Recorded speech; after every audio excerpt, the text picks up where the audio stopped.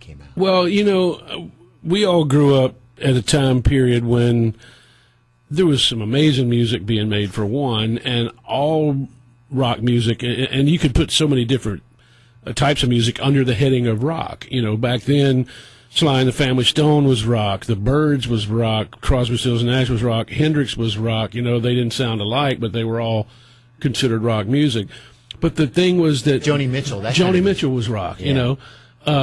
And all those things contained an element of improvisation, and especially all the bands that I loved, their live records were way different than their studio records. And so if you were lucky enough to get a live record by some of your favorite bands, you really could kind of study what made them tick, because they expanded the arrangements and played longer versions and took more liberties. And that's the way a lot of us learned how to play, from listening to live records. It's just changed so much, the recording part of it. I don't think you'll ever get a record like let's say Steely Dan Asia or Fleetwood Mac Rumors, where they spent a year making a record and spent $1 million making a record, and the final product is something that's going to be a part of history.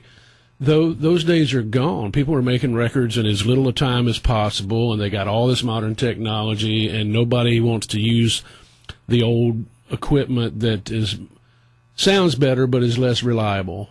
And so you can make a pretty good record in your home these days, but you can't make the greatest record ever in your home. I'm sorry, you just can't do it.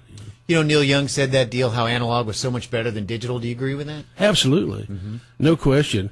Neil has old Fender amps, old tube Fender amps with these digital claws that turn the knobs on his amps when he wants a different sound. He uses the digital technology to turn the knobs on his old tube gear.